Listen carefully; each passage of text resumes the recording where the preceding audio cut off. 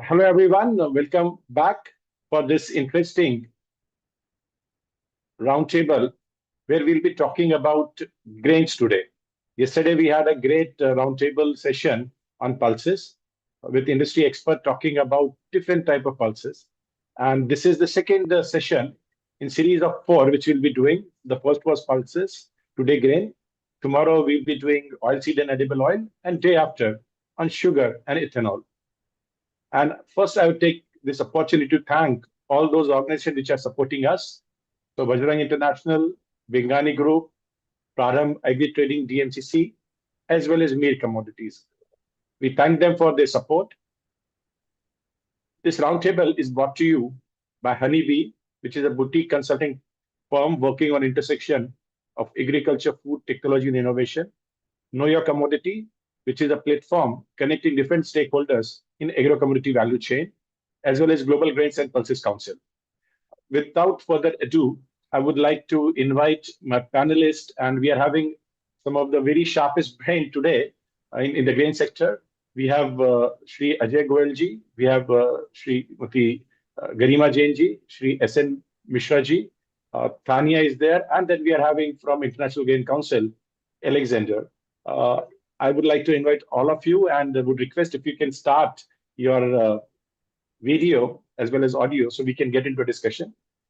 Pattern is very simple. I would be throwing some numbers and I would request you to dissect those numbers and see to it that actually we been smart enough to get those right numbers, or you want to question that number, and then we can have small discussion around that. We start with wheat first, then we'll move to rice and then maize. So let me first take you through the numbers. So when we talk about grains, we all know that actually, in 2025, we estimated we produced roughly 2.87 billion tons of grains, while the normative demand has been around 3.2 billion metric ton. While we have seen since 1961, there has been substantial increase in yields of grain, roughly from 1.4 ton per hectare to close to 4.3 tons per hectare as of 2024. The growth has been a CAGR of 1.9%, but still the demand is outnumbering the yields. And looking forward, if we go by the basic normative demand needs, by 2035, we'll need 3.5 billion tons. And this is where actually we need to have either better yields or we'll need to have more hectares. So currently already the grains is being cultivated in 360 million hectares, and we'll need to have 10 to 15% more land, which currently looks very difficult because a lot of other commodities are also in the race. One of the reason actually, we are seeing this, I would say, requirement of far more land than what we can provide is also that actually substantial amount of grain has been now been getting diverted to non-food purpose, whether it is ethanol or feed for animal, that has been also happening. Now, coming back to India, we all know that India would be growing close to 8%. Currently, we are at 6.25%, but over a decade, we expect the growth of India to be close to 8% annually. And with that, we are also seeing that the food demand is increasing at rate of 2.44% annually, and which leads that where currently, while we are having 345 million metric ton of grains being produced in 2025, expected to be produced in 2025, which is roughly 10 million metric ton more than last year, cropped on close to 100 million hectares, we will need 410 million metric ton by 2035. Now, that is also a steep number, which we have to ensure that by innovation, by using technology, we'll have to increase yield. In fact, various organization is working progressively on that. In fact, Mr. Goyal is a very, I think in November, is having an awesome seminar and conference on how to increase the productivity of wheat in Chandigarh, if I'm not wrong. So this type of initiative has to be there so that we are able to increase our productivity. Now, coming to wheat, so when we talk about global numbers, now the global numbers as per our estimate is that actually carry for 2025-26 would be roughly 253.2 million metric ton production. We had a great production year in 2025-2026. Whether we talk about Russia, whether we talk about India, India, while the sowing has not started, but because of high moisture, we estimate that the numbers of India will also improve. We already had 3 years of sub 100 million metric ton production, but maybe that trend would get broken in 2025-26. Similarly, we are also finding that in European Union also the productivity has been better than what it was in previous years. So with that, close to 809 production and global trade of close to 213.5 million metric ton, the supply condition looks pretty decent as of now. So we would be having roughly 1.062 billion metric ton of availability of wheat, out of which we are looking at the consumption would be close to 811.6 million metric ton, leaving us with ending stock of 250.6 million metric ton, lower than the previous year. But that trend which we are already seeing, like for past 4 years, that our ending stock has always been lower than our starting stock. So that also puts a little bit of concern that actually we'll have to find ways of increasing our productivity. Now, going to some of the countries which are top producers and exporters. So China is doing marginally better than last year. So from 140.1 million metric ton, they are reaching 141. European Union from 120.3 to 131. In fact, European Union is doing substantially well, and I hope that this is going to continue as we reach towards the end of the season. India from 99, there is a huge jump to 104. Russia 81.6 to 87. Similarly, US also is improving. Same is Canada. Ukraine, again, the numbers are very sketchy there because of the current situation. Even Australia, we have found that actually, the yields are better than what they were last year. That also put better export numbers. So Russia is going to export more. European Union is going to substantially export more. US would be range bound. Australia a little bit better. Same with Ukraine. Argentina again better. Kazakhstan, we are seeing the Central Asia, there are some challenges, and there we might see a little bit dip in the productivity, but not to that extent where actually it is going to change too much the supply and demand globally. Now, coming to back home, India. Now that's India is, I am saying, elephant in the room. It's a 12th man in the wheat where we neither import nor export, but still we play a very important role when it comes to the global prices of wheat. So carry, we started with limited carry of roughly 13.3 million metric ton production. We are, as I said, the sowing has not started. It has not got into the full phase so far. But assuming because of high moisture and the weather condition to be favorable to wheat to a certain extent, we might break the chain of sub 100 million metric production this year, touching 104 million metric ton for 2025 and 2026. That puts us in a pretty decent supply stage of 117.3 million metric ton, with consumption also improving because we would find that the previous diversion of from wheat to rice for various government schemes or philanthropic scheme would move back to wheat. And with the ending stock of 14.3, we are going to be in a good situation. Now, with that, I get into the discussion with my awesome panelists. Starting with you, Sood Saab. Sood Saab, do the number look okay? Because actually my wheat number have always been questioned time and again. That's a caveat. I've been saying that sub 100 million metric ton production for past 3 years, but industry always questions me. But eventually, I've seen that everybody comes close to that number toward the end of the season. Starting with you, Sood Saab, your initial view, sir. Sir, you're on mute. Thank you very much, Deepak, and good afternoon to friends on the panel. I have a clarification that I have never disagreed with you, but by your leave, I'll disagree now. Because the production number of current year at 104, the prices are not showing that. If you look at the DCA, the prices are constant on year. It was the same price last year. And if you look at the trade data, the people who compile daily prices, the prices in Delhi are 7% lower than last year. Ajay is here, he can possibly confirm or review this, but this is what I saw as a observer. Then also look at the offtake from the central pool. It has been very low. It has been just about till the August end, little over 9 million tons.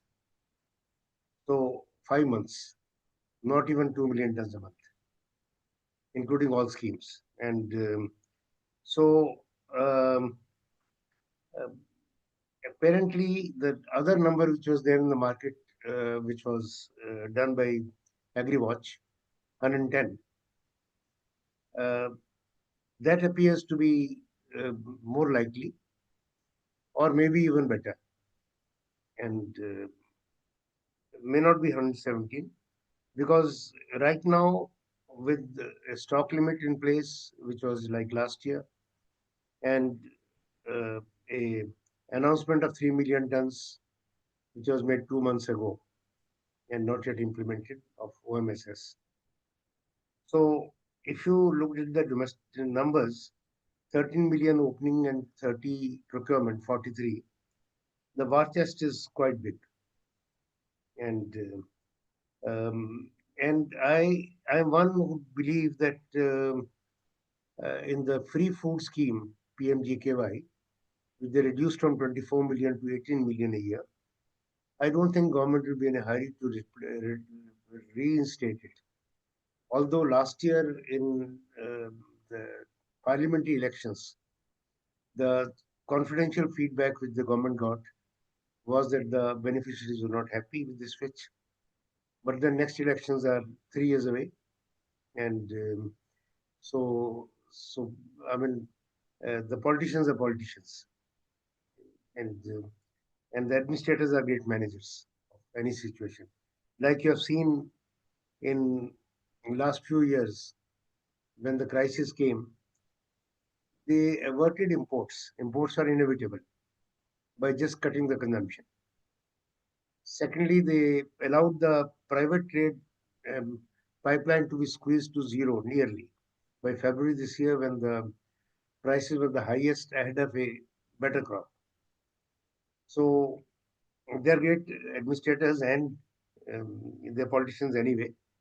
And this year seems to me to be fairly comfortable. And next year, as of today, it will appear that crop should be normal.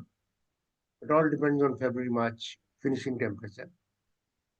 Uh, Nobody can tell the temperature today. So, and these days, like our earlier days, we used to assume weather is normal, but no longer. I think the abnormal is normal.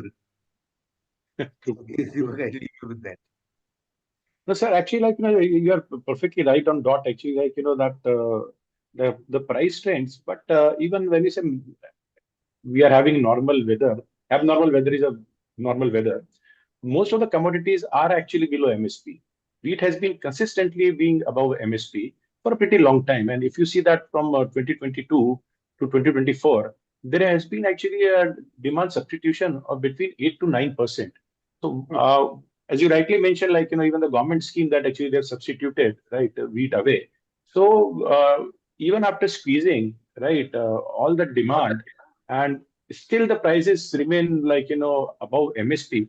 Don't you think that actually that it says something about maybe I'm not saying I'm right or wrong. What I'm saying is that we need to find a better way of doing the estimations at least, right? We have to be fair in assessment of our estimation. Otherwise, these policies input karna chahiye, nahi karna chahiye. Now, a lot of people say that, see, you have been talking about getting imports to be opened for past 2.5 years, and the government has successfully been able to avoid it. Yes, they have been successful, but at what price? Charging 5 to 6 rupees more to consumer. Now that is great situation. If you do it for all the commodities, right? If, ban the imports, right, of pulses, let the price go up by 5 to 6% or 7% above MSP. Do it for oilseed. Do it for Vegetable everything. oils, yeah. Yeah. So what I'm saying is that uh, operation successful, patient dead. So your initial views on that, why government is so selectively, right? They are not comfortable importing wheat. Uh, I think we have often observed it that in the year 22, when a particular leader was in uh, uh, on a trip to Europe, he said, and Ukraine, the Russian attack had just happened, and one thought that a good 25, 30 million tons of wheat will be off from the trade. Prices skyrocketed. Indian imports, if you observe in 2 months, we exported about 5 million tons, and when they stopped. Now that the declaration from government of India was, we'll feed the world. And that is where we are coming from. Because if you look at the previous imports, they were not far away. In 2017-18 was our last year of import. And um, we have had a cyclic thing. We import a few years, export a few years. Now this was a time for import. So as a response was when the orders were not to import, the response was cut down consumption. And further, because we had 3 bad years of crop in a succession, 2 are enough. Third was of course bad. We allowed the private trade to be squeezed in, totally squeezed out. That's why if Delhi price was 32.50 in February, just ahead of a crop, which sensible trader will keep even a bag of wheat at that time, at that high price? Obviously, they didn't have. And Ajay is here. At that time, millers were finding it difficult to source wheat from the market. And there lies the answer to your question on MSP as well. Because when the pipeline is dry, it needs to recharge some. So they came to buy, and the government's response was block all movement, block all buying by private trade in UP, block all movement, and give a bonus somewhere or the other. Because if you recall, we gave bonus as well, above the MSP, to compete with the private trade to buy, because private trade was trying to recharge its stock. It was trying to do its legitimate function. And that's why wheat is an exception on um, prices being over MSP, because private trade is totally squeezed out. But now they're recharged. Thank you. Perfect, sir. So going to you, Ajay ji, right? Suits are very aptly articulated the challenge of private trade in India, right? Specifically in commodities like wheat, or maybe to a certain extent we'll discuss on rice also, right? That sometimes, they squeeze the overall pipe so dry that it is even difficult for a miller to run an organization. So your initial views that actually, we don't want to be in situation that every year or like every 2 year, 3 year, we celebrate a good crop, then for 3 years again we are at square one. Your initial views, sir? Just a few observations. I think Yes. Indian consumer is buying the most expensive wheat in the world. I stand corrected by anybody, but I think the price of Indian wheat is the most expensive wheat in the world. And also, I think the whole business of estimation, as I have said previously, is like an exit poll where the sample size and the number of polling stations you choose makes a difference. And I have tried to understand the methodology of estimation. And generally, the top 30 highest producing districts are chosen, and from that they are drawing some data and then putting it in their algorithm and extrapolating the data and coming out with this number.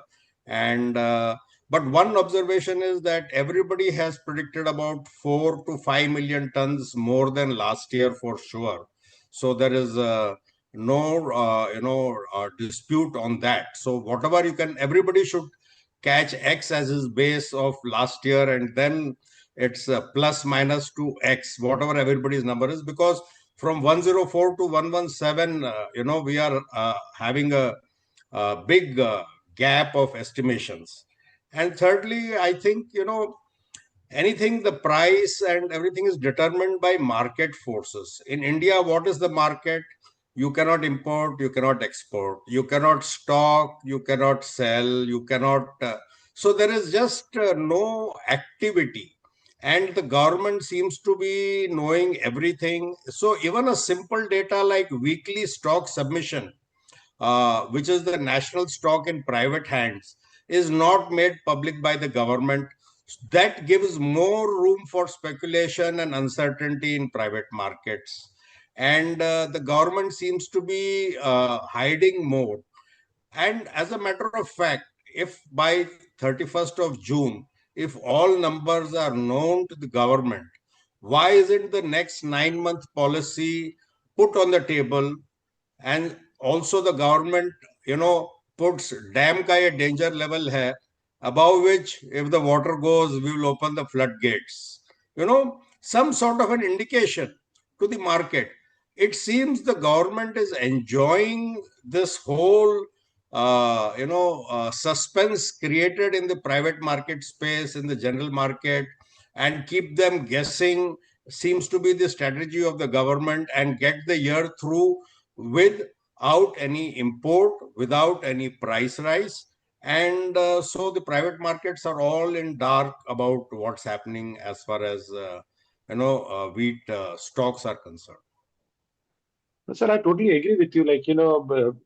The policy stability is one part of it. And then actually, I totally agree that data can be wrong, right? Estimates can be wrong, but the deltas can be found.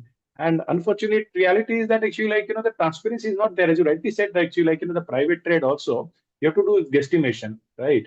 And many of the advanced countries which are producing substantial amount of wheat, whether wheat, even Russia, right? The transparency of data is so easy and regular. A lot of people say they do manipulate or they don't manipulate. That is secondary. But at least actually, that availability of that data is there, and that based on that, the trade can take a call. Now, trade cannot become a punching bag, right? That by creating suspense, and then in case something goes great, then government gets the benefit, and if something goes wrong, then trader gets the blame. I think that shouldn't work. I would also like to touch upon, the globally, as you also mentioned, that the wheat prices, Indians are paying the highest. Now, we have seen that actually there have been a glut in the global market, and prices of wheat has been coming down every passing fortnight. We've seen that weakness in the market. But at the same time, the correction in India is limited because we are insulated. Don't you think it's a time that actually we have to do some sort of integration with the global market? Otherwise, in this globalized world, the wheat industry in India will be totally disconnected, and that leads to stop of innovation, that leads to stop of investment in better infrastructure, better yields. So all those things are going to fail in case we don't integrate ourselves to the international markets. So definitely in the long term, we can't be secluded from the global markets. But, the government seems to be having a pendulum policy. Up to June, they are very worried about the farmer. He should get the highest price, the best price. All his grain should get sold. Then they start worrying about the consumer from July onwards. He shouldn't pay a high price. Then in November, they want to show the farmer a very good price for the next season. So they don't mind the markets heating up in November, December. And then again, they are worried that if the prices are high, then, and they go higher than their procurement price, they might not get enough procurement. Then they start punching the market in January, February. Since the past 2-3 years, that has become a trend. And so we cannot have a situation where the cost of growing wheat in India is high as per government estimates of costs of production, and global competition to these farmers. We really can't live with those two different worlds merging together, because the government's interests lie with the farmers getting a better yield out of their, or profit out of their produce. So this situation can only improve if there is a major transformation in terms of higher yield, or something which is really miraculous, as we had say 5 decades ago in the country.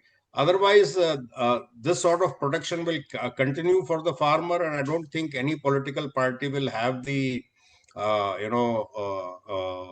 wherewithal to reverse this process of, like, 165 rupees added to this year's MSP.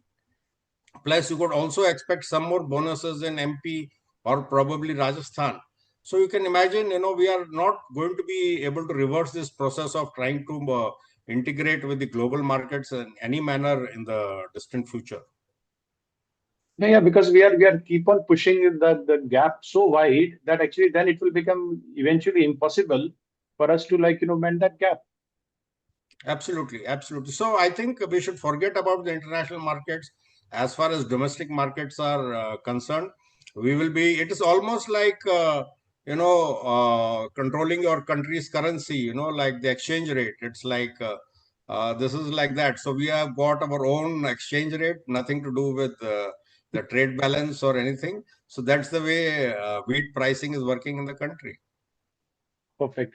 So now we had some discussion about international trade. So I'll go to you, Alexander. So IGC has been working extensively, coming with the numbers. Globally, I think your numbers, what the estimates are pretty more than what I have estimated. Like, I think you are at 819 million metric tons, if I'm not wrong, 10 million metric tons more than actually what I've put in, and maybe like 13, 14 million metric ton more than US Department of Agriculture. Where do you see that actually, like, this uh, good jump coming? Definitely India, we are talking about, like, maybe irrespective of what have been the base, 5 to 6 million metric ton more than previous year. That's a possibility. How do you see Europe, Black Sea, and then those regions?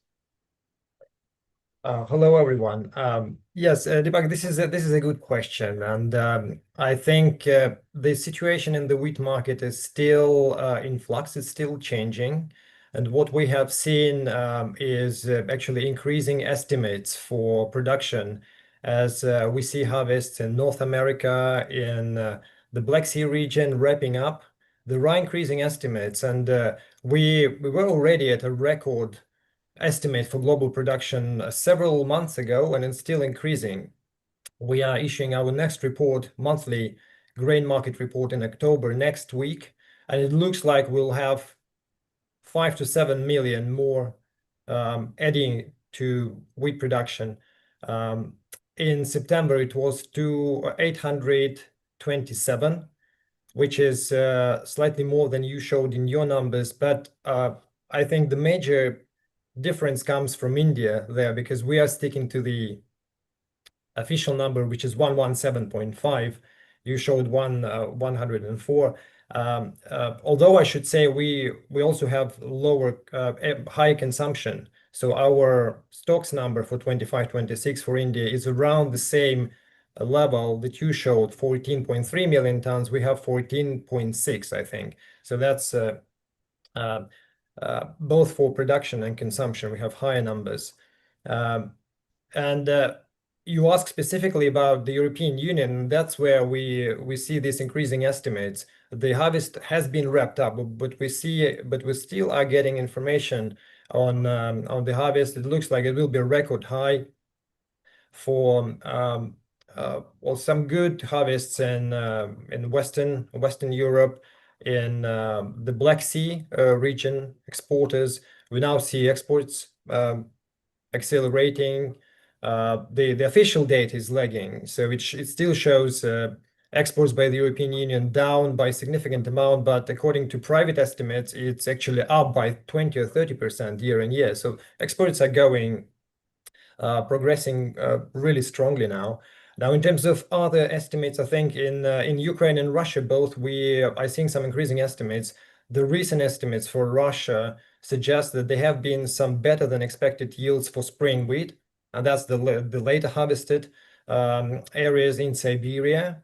I mean, there is a question, what would be the impact on export capacity from Russia based on that increase? Because this is Siberia, and if you know the geography of Russia, these are the regions which are far from export terminals, and it needs to be transported to the terminals, and the question is what the price would be of that spring wheat if it was to be exported. There should be some subsidies for rail transportation, possibly, if that wheat is to be competitive. So we nominally see this increase in production numbers, but there are questions of whether this additional supply will get to the market, at what price, particularly with Russia, as I mentioned. Notable feature this season is very strong exports from North America, particularly because of a huge increase in competitiveness of US prices. Now we see generally the spread between the major exporters. If we compare a year ago, the spread between milling wheat for the highest and the lowest exporter was around $40. Now we see around $3 to $4. So the competition is really, really strong. And of course, in this situation, freight spreads play a significant role. Buyers are starting to look what the transportation cost is, because the four prices are really, really close to each other. And US prices have been really competitive into Asia. It's not only for wheat, for maize as well, Pacific Northwest, where they have lower transportation costs to Pacific Asia. So yeah, that has been a trend as well. In terms of South America and harvests in Argentina and Australia, we're now looking at an increasing estimate for Argentina. From month to month, we see some good moisture, some near record yields, expecting possibly even record yields. And harvesting there is about to get underway in a couple of weeks. And it looks like the prices for from Argentina for December onwards, when they have their harvest, look very, very competitive. They are already competing to some North African destinations, creating competition for the Black Sea region, for the European Union, and in Australia as well. They're likely to have some big harvests, which might be lower than initially expected because of some dryness recently, but still good availabilities. And generally speaking, what some of the importers are still waiting is a further decline in prices. And just to note, wheat prices on average are now at the lowest in 5 years. So we are now approximately at the level of summer 2020. And further declines are expected because when Argentine and Australian harvests come online in November, December, there might be another drop in prices because of these increasing availabilities. Some importers know that, and that's why possibly we haven't seen a sharp seasonal pickup in demand now, because some importers may still be delaying their purchases and waiting for even lower prices in December and November. Another point to mention here as well, that why the prices have not dropped even further since the start of the season, we see these big availabilities, is a really interesting trend in the European Union, which some observers now call a silo bag revolution, is because in some areas of the European Union, particularly Central and Eastern Europe, more and more farmers are using silo bags. This has been the trend mainly for South America. We've seen in Argentina, Brazil, farmers using silo bags for many years now, but it's now expanding into the European Union. And that's why when farmers were not happy with the prices from the start of the season, they chose to buy these silo bags. This is relatively cheap, and store that grain and not sell. It still continues, and we see some support to prices because many farmers are reluctant sellers. They see these low prices, they don't want to sell. But of course, the question is how long that may last, because in silo bags, it's a relatively temporary solution, and you can use that for maybe 3 to 4 months when the quality of the grain starts to deteriorate, and especially as we are heading towards winter in Europe. So some private observers, that's our point of view as well, there might be increased farmer selling, particularly in Europe in November, December, when those farmers are forced to sell. So that might be an additional factor that will push prices even more down. So yeah, the outlook for prices is generally bearish, I would say. Yeah. Perfect. No, but see, prices are fine, but we've also seen a trend actually, like, some of the countries which have been definitely from Africa and MENA region, right? When the prices are low, they start building buffers. That's why you are seeing that actually the global trade, right, increasing also 4 to 5 million metric tons, which is taking care of that actually the stock in hand with producers, right? That the ending stock is not going to be that much. It is still decreasing. So don't you see that actually a country like India, which need to have a buffer of maybe 25, 30 million metric tons, this is the best time for them to look at the market and do with a creeping acquisition, right? Build some buffers. Do you think that should be some mindset that government of India should have? That's definitely what we have been looking at, not just in India, but in other countries. Of course, in India, there is a 40% import duty, which is in place. But we compare the prices in India and globally. I think it was mentioned today already that wheat prices in India are down by 7% year on year. According to estimates, global wheat prices down by 11%, 12%. So on year to year, the competitiveness of international prices versus India, based on these numbers, has increased. I think we might see some accumulation of stocks, not in India. I'm not talking about India, because of course that import duty needs to be removed for some meaningful imports to take place. In other countries, we might see that, because we see, on the one hand, increasing stocks in the major exporters. For wheat, it may be the highest in 8 years this season. And on the other hand, we see some limitations for demand, because for feed wheat, there is a very strong competition from soy meal this year. So there is a limit of how much feed wheat may be taken. Maize is ample as well. So there is a competition in feed rations. And in terms of food, there are also limitations, because first of all, rice prices are down by 30% year on year. So there is strong competition in Africa as well from rice. And in terms of maize, also in the same region in sub-Saharan Africa, it looks that their harvests locally are much better than last year, and maize is a food staple in that region. So in that area, there might be a limitation on how much wheat would be consumed for food in that region. So since there are limitations on consumption and ample stocks in exporters, some countries may still opt to build their stocks, but we haven't seen that so far. Not many signs of countries building. And in some countries, there is a problem with storage capacity, which needs to be built, maintained, and the infrastructure investment is lacking in some countries. Perfect. So, Elena, I'll come back to you for maize and rice. Before that, I would like to go to Garima. So, Garima ji, we have heard India's dynamics are a little bit different than the rest of the world. But at the same time, we are also seeing currently, the dip in the price is also impacting India as it is impacting internationally. How do you see going forward, the overall market dynamics? Do you see that we are, past the problem which we used to call that India's wheat basket is shrinking? Do you think we are past that? Great input by all the panelists here, and it is already building up where we stand today. So to your question, I think S&D is fairly balanced today. If we look at the supply side, farmers have been very supportive. Even for this year, the monsoons have been pretty good.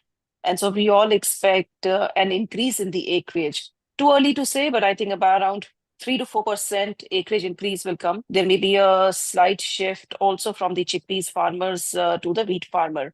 Additionally, government is supporting with an MSP, a good MSP. On the consumption side, India's consumption, we have seen over the last couple of years, has been now very stable. Earlier, the government was able to distort the distribution matrix via their heavy PDS distribution scheme. But since that has come down, which I think is a good step, markets have become more organized, distortions have reduced, and also food is becoming a choice. Gradually, in the long term, we will see that because of this entire India's journey from food to protein economy, the cereal consumption will either stabilize or not increase at the same pace. And keeping that in mind, I think S&D wise, we are very comfortable. Government will close this year at a very comfortable stock, likely around 19 to 20 million tons. Acreages are supportive. Weather, we don't know. There are some weather models which are predicting hailstorm during February and March, but like I said, it's too early to say, so we don't know about that. Supply wise, so far everything looks okay. Consumption wise, so far I think it has not grown at the same pace, and we've been focusing on some of the other foods as well, like millets or proteins. So long term, we are comfortable unless there is a weather issue or any big weather event happens. That does not look like to be the case. And last couple of years, government has been able to maneuver the entire journey using certain steps. There can always be a debate whether those steps were good or bad. Like other fellow panelists have already mentioned, private trade has been squeezed. Long-term investments, therefore, do not come into the industry. Mr. Alex spoke about silo bags. Why can't India use the same? Why don't we think about innovative storage solutions for India? For the simple reason that we don't see private investments coming into this sector. So these are the kind of issues. Impact may not come today, but long term, we will see those kind of impacts coming when innovation will be less, investments will be less, new solutions will be less. And at some point in time, we will struggle with the food demand as we go on. Okay, so Garima ji, taking your discussion further, right? When we talk about innovation would be less, investment would be less. Any industry actually, when the capital formation doesn't happen, right? That industry eventually, because of its inefficiency, become top heavy, and then actually it's all reason for collapse, right? And no government would like to do that. How do you see, what changes in your view, right, are required immediately, right, so that we every 4 years we don't just start discussing the same challenges? I mean, for one, and Ajay is here, in my several discussions with so many millers, there have been a discussion about increasing processing capacity in Middle East. Why? Because there is an Indian population outside. They have the Indian taste. They eat the food that is they're part of their daily diet, like the atta, right? And today, if we do not have wheat product exports open, or there are certain restrictions, how are we going to serve that population? Market always figures a way out. So instead of giving the processing industry in India an impetus, actually we are giving an impetus to other geographies like Middle East for increasing the processing capacity. And on top of that, we are increasing our MSP every year to the extent of, let's say, 5 to 6% on an average, for the right reasons to support the farmer. But how about the global trade? The global trade works on market factors. Russian wheat into India, let's say approximately will come in the range of 270, 280. Whilst if we increase our MSPs every year, we are increasing that gap.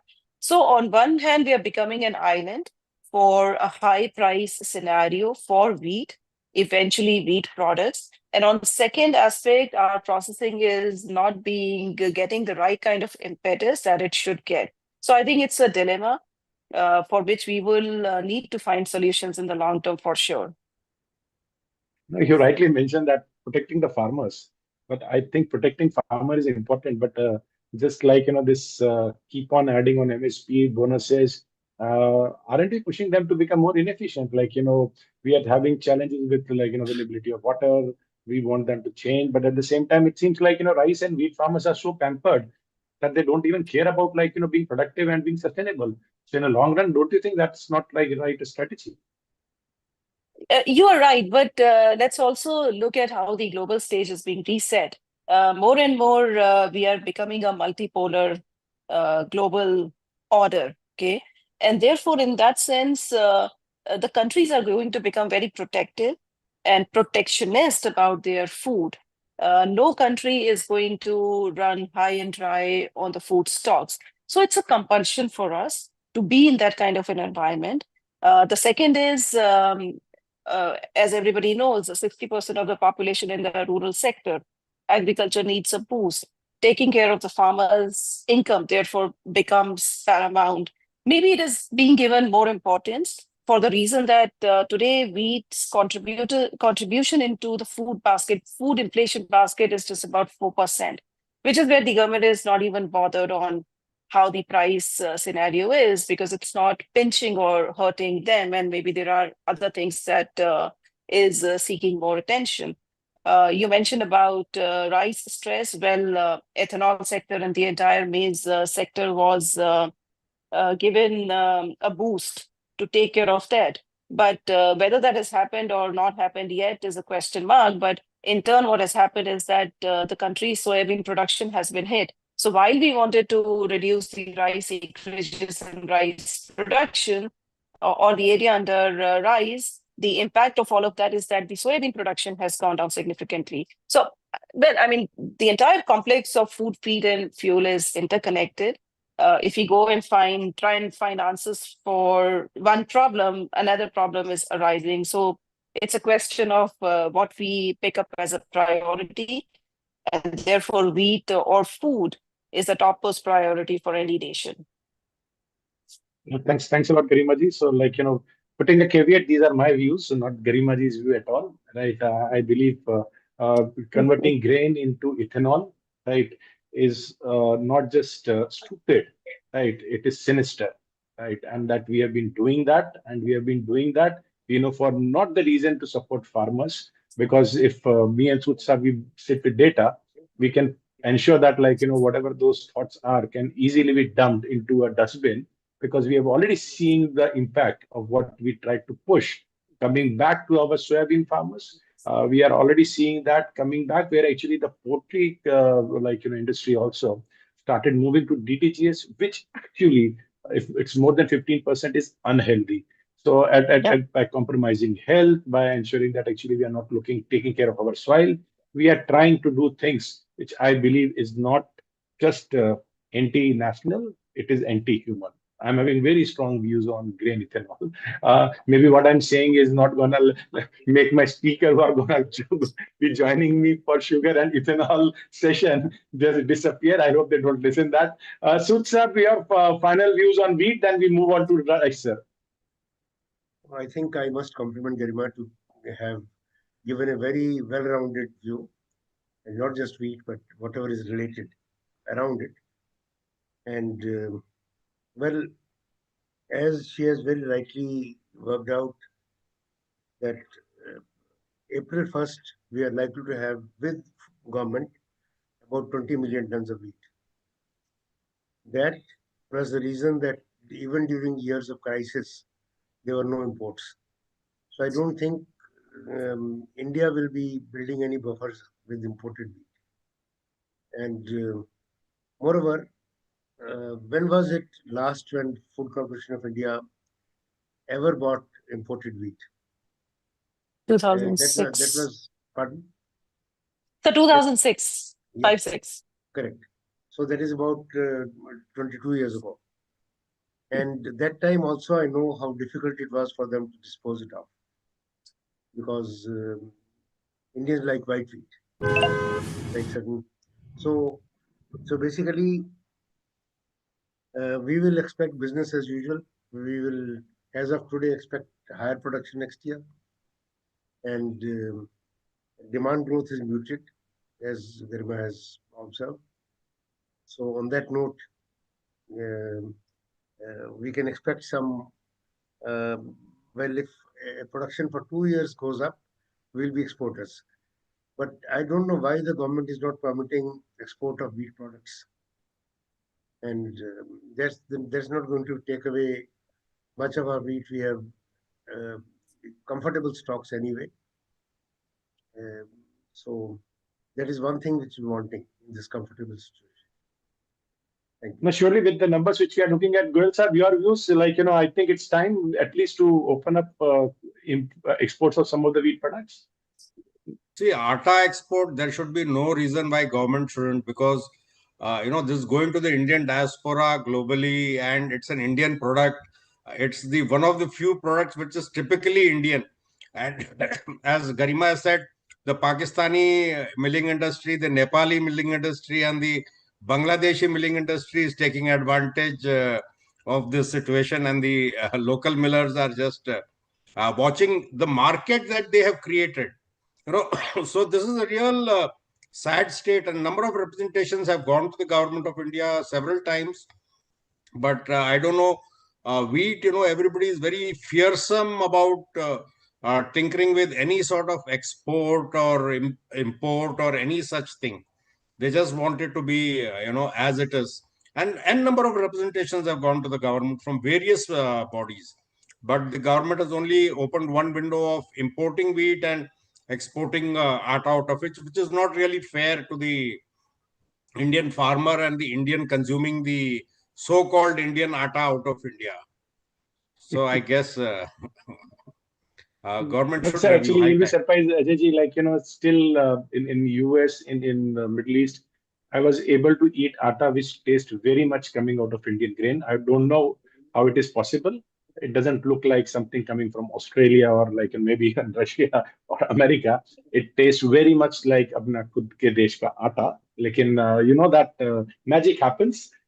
Now we'll move to rice, because if I speak more on wheat, I know I'll be opening few things which will create some problem for me. So let's better move on to the next commodity, which is rice. And let me just share little bit of the numbers again. So yeah, so rice actually, like, while it is not very big crop when we compare to maize or wheat, still when we see 2025-26 global S&D, right, carry was decent, about 187.2, and we see that ending stock also be around that. Production is more or less is not increased too much, so we are looking at production of 541.5 million metric tons. Global trade would be around 62.11 million metric tons, and the supply situation is close to 728.7 million metric ton, with consumption increasing to 542.0. A lot of that is that because, like, the substitution happened from wheat and similar crops to rice. Now coming to, like, some of the countries which are large producers. So India, we are seeing improvement, very marginal improvement. That too, I think, because of some acreage increase. We had some challenges in Punjab and Haryana because of floods, but I think more or less the crop has not been so bad, where actually, like, it will be able to compensate for the enhanced acreages. Similarly, China is also seeing a marginal increase. While you'll see China, like, in last year, we became number one, like, in production. While you'll find that most of the data given about China is paddy numbers. So a lot of people will be saying that, no, it is 200 million metric tons or odd. But actually, like, it is in a paddy form. But when we talk about in milled rice form, India is now the largest producer of rice. Indonesia, we are seeing a little bit of dip. We are seeing a similar, a marginal dip in Vietnam. Thailand doing the same with Bangladesh, Pakistan, and even United States. So overall, we are seeing that actually there has not been huge increase in production number in some of the major producers, but we have started seeing that in Africa and those marginal countries, whether Benin or, like, Tanzania or Mozambique, which were dominantly the importers.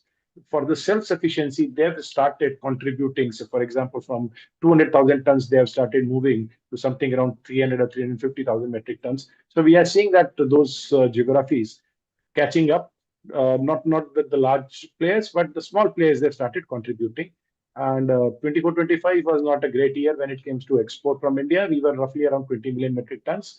In fact, a shade below 20 million metric tons. 25-26, we are already having Dr. Garg here. He's driving that initiative to increase India's export to untapped market. And we are looking at positively that because of BIRC 25, we might have a larger export coming in 2025-2026, reaching to something around 24 million metric ton. You'll find that rest of the markets are more or less range bound or as good as what it was last year. Coming to India, we are having giant carry, like in 58 million metric tons is what is our estimate, with 151 as a production. We are looking at supply of close to 209 million metric ton with consumption of 122 million metric tons. Export of 24 still will add on to the carry which we are already having. Now, with that, I would like to stop the numbers and straight away go to Nitinji. Nitinji, like, the troubling time across the world, right? Philippines saying no, US putting all sort of tariff, making $350 million worth of exports from India, right? Maybe disappearing in thin air.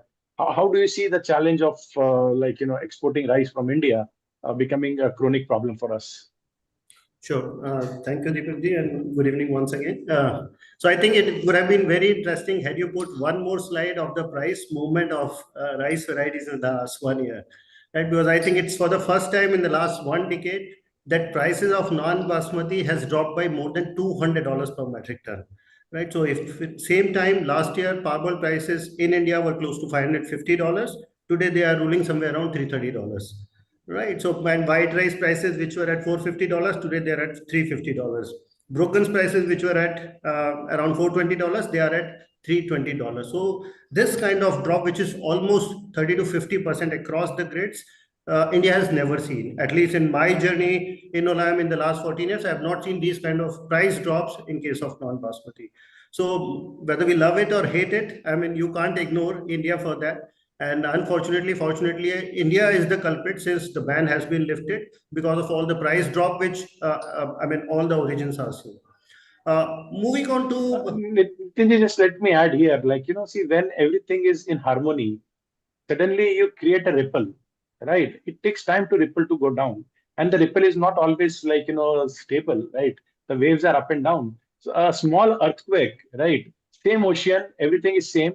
The small earthquake leads to tsunami. And I think that is what we triggered by first banning, putting MIP, and then opening, right? So we came out with a tectonic shift of plates. Now we are suffering the most. So absolutely right, and I would say that last 2 years were of exporters market. I think last 1 year is of importers market, and let them also enjoy these drop in prices because ultimately these are the prices which are getting passed on to the end consumers. But nevertheless, I think the situation is pretty scary right now as far as the rice trade is there. For a couple of reasons, I'll start with monsoon. Thanks to the good monsoon across all origins. So this year, including India, Thailand, Vietnam, Pakistan, and Myanmar, every origin is experiencing a bumper crop, followed by a good amount of inventory, which is lying there at all the major destination markets, especially into West Africa. So most of the countries in West Africa are holding inventories between 3 to 5 months of inventories holding over there. On top of it, in India, as you have rightly mentioned, that Indian government is holding more than 50 million metric ton of stock, which is expected to go to above 60 million metric ton, the way India's production is expected. And government has also reduced their procurement targets this year by 6 million metric ton. So last year it was 51.7 million metric ton, which they have reduced to 45.2 million metric ton this year. So they have also dropped their numbers. So on one side, India is sitting on a huge stocks. Monsoon is good. India is about to experience a good crop, and so as other origins, and at the same time all the destination markets are holding a good amount of stocks. So what is going to be the future of rice trade, at least in the near 6 months to 1 year? I clearly see that prices will continue to be bearish, though they have hit the rock bottom in the last 1 decade, but there is a definite downside potential of rice prices to come down further. That's a slightly unfortunate part, but the way inventories are holding up, the way new crop arrivals are expected, the prices drop are going to happen. And you talked about Philippines. I'll just give one specific example of what has happened in Philippines. Philippines in their history has never ever put a ban on rice imports, because that's one country who consumes a good amount of imported rice. This year, because all the other origins are experiencing such low prices, so they were of fear that once the lower price arrivals crop will start coming into their country, their local farmers will get disturbed by that. And this is the time when the local crop comes. So initially they put a temporary ban for 2 months in Philippines, which they have now extended to 3 months. So that's precisely the reason that Philippines is also now out from the market, which consumes 3 to 5 million metric ton of imported rice, whether it is from Vietnam, Thailand, or at times from India also. So they have also imposed a temporary ban. Similar ban we saw in Bangladesh for the last 6 months. Now, thanks to Bangladesh, that they have now come into the market, and we are expecting that Bangladesh would buy close to 400 to 500,000 tons of rice in the next couple of months. But the demand is going to be subdued, that is for sure. And we are not seeing that in Q4 of this year, which is OND, October, November, December, that India is going to experience a very good amount of demand, thanks to the good amount of stocks lying in the destination markets.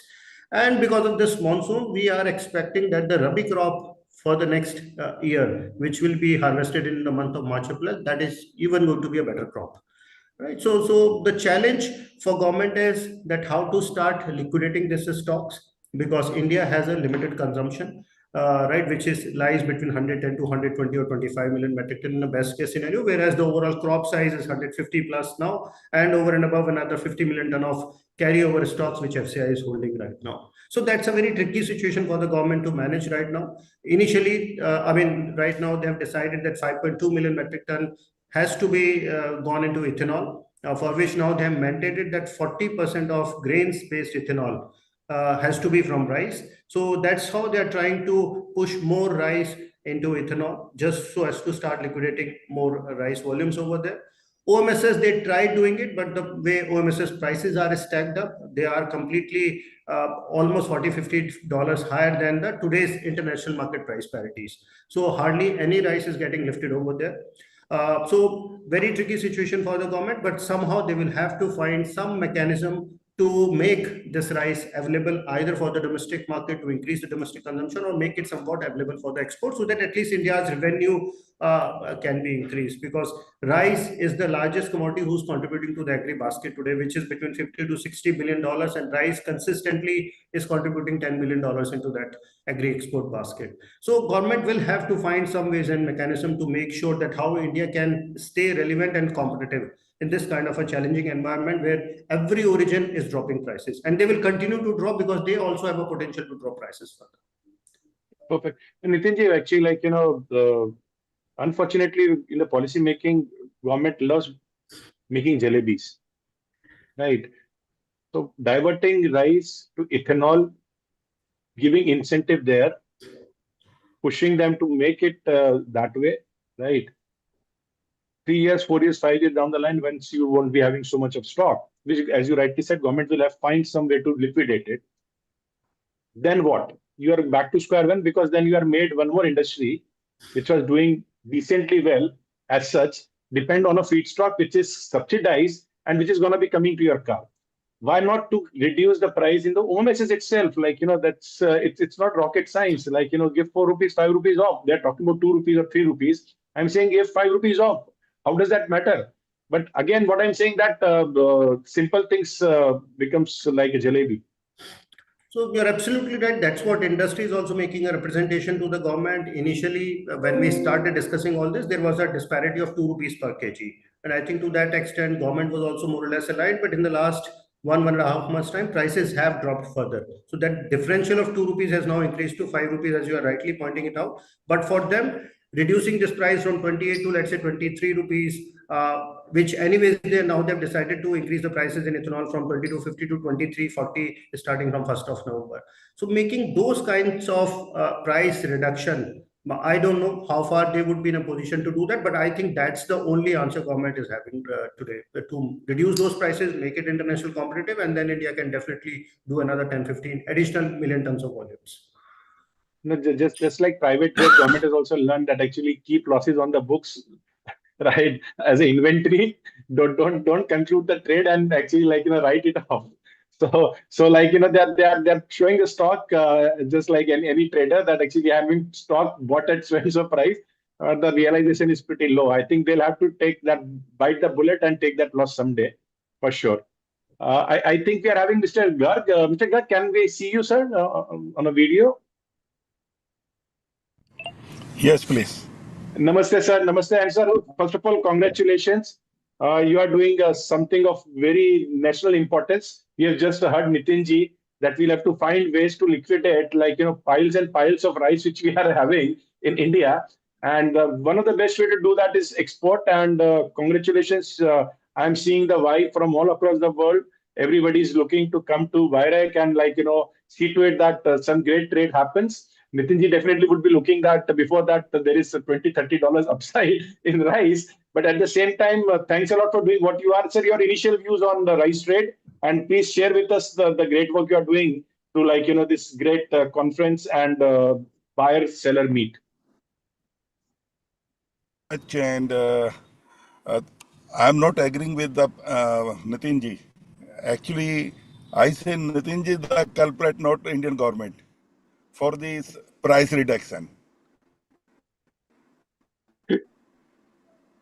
So, because he's dominating the world's market of the rice about 50%.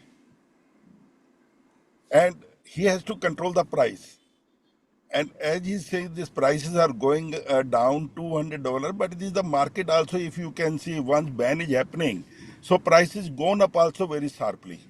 So this is the very natural, and there is nothing different, means a special thing. These prices are came down, and now right now the market is slightly higher instead of last week, because last week this market is traded at the rate of $335, but right now this market is not less than $350 for per boiled, And there is a lot of demands are coming from the destinations.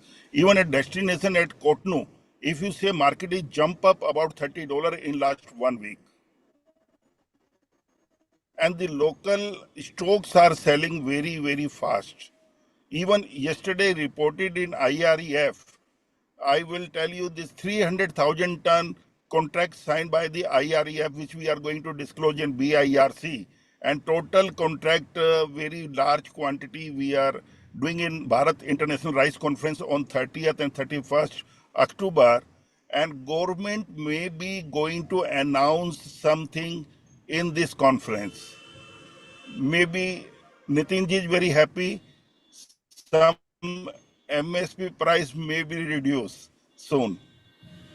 So which you can see, and today just Mr. Pella Joshi, one video is released today by IREF, which may be seen by Nitin ji today. You seen that video or not? I've seen that. I So, just saw it a couple of hours back. yeah, couple of hours back, they issued to the IREF specially, and they are working. Government is working very deeply on that. They want to disclose something on this Bharat International Rice Conference on 30th. Maybe Modi ji is attending this in morning, so maybe he announced something special for rice trade. Because what happening in this Indian Rice Exporter Federation, they given the vision up to 2047 to make the roadmap for the rice to our federation. So which is a very, very big achievement from the government side. And this year, our crop size is not 151 million ton. This estimate which we receive from the government data and inside data is 156 million ton total crop size this year. And there is in Punjab some damages because of this happened, this heavy rain, etc. But there is a total now crop damage is only 3% shortfall in Punjab, which is already recovered, because later on last week some rains are there which given very good yield in the rice, and the yield should be increased in the rice and basmati crop also we are increasing. Where is the two kind of earlier last year we have the 12 million ton of basmati rice crop. This year we are expecting 13 million ton of basmati rice crop. Definitely prices are, there is a big means pressure is there on the price worldwide, because other origins also coming well. And this year, as Nitin ji say, I am agree with him, this Philippines also not happy to import, because they want to support their farmers right now, because they are expecting also better crop. Earlier, normally they are importing 2.3 million ton Philippines every year.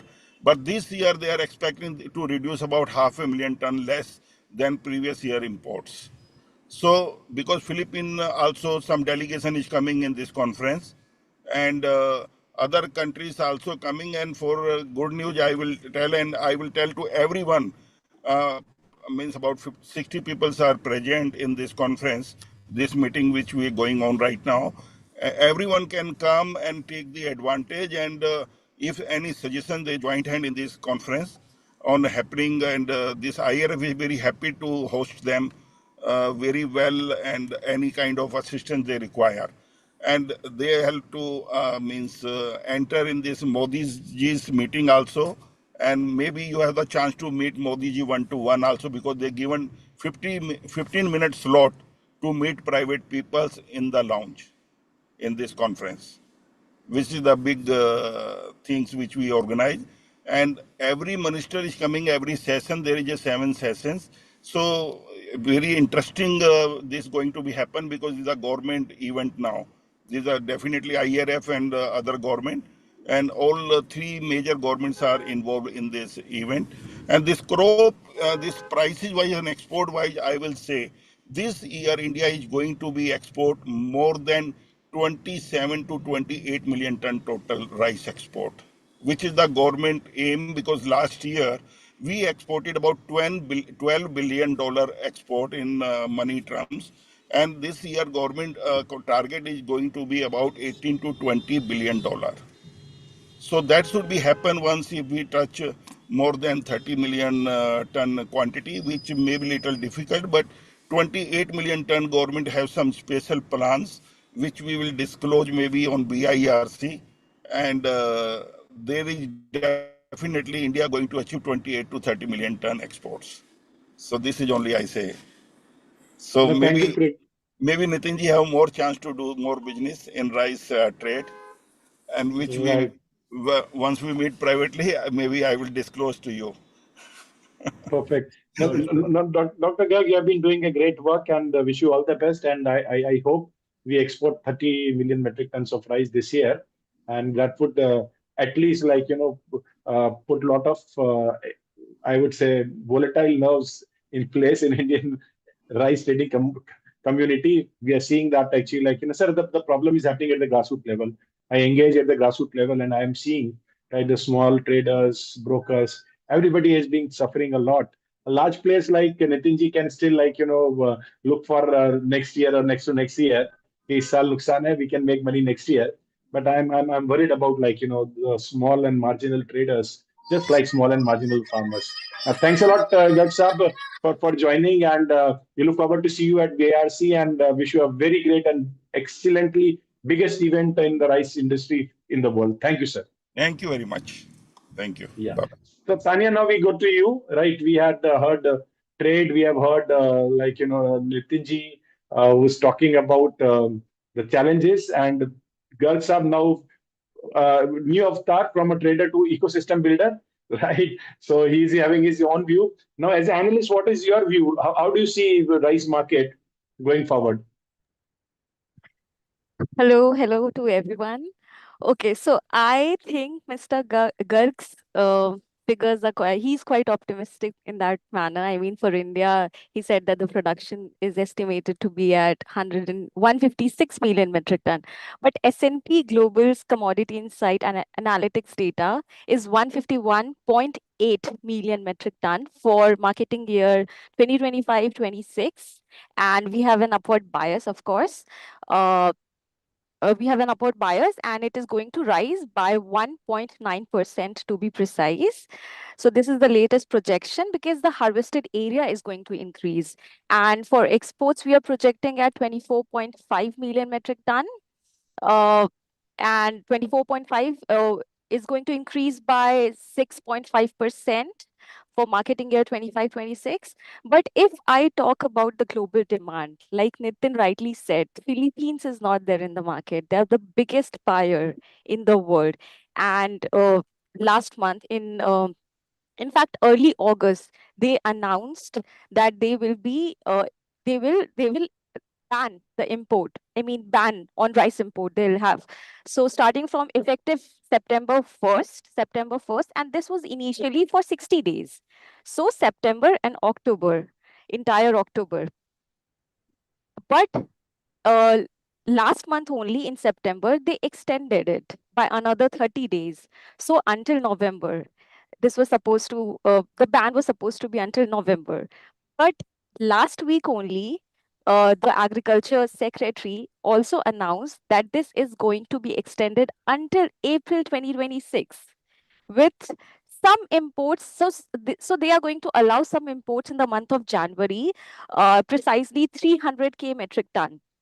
So that's their plan. And they also think that they have enough stocks they have enough stocks to survive.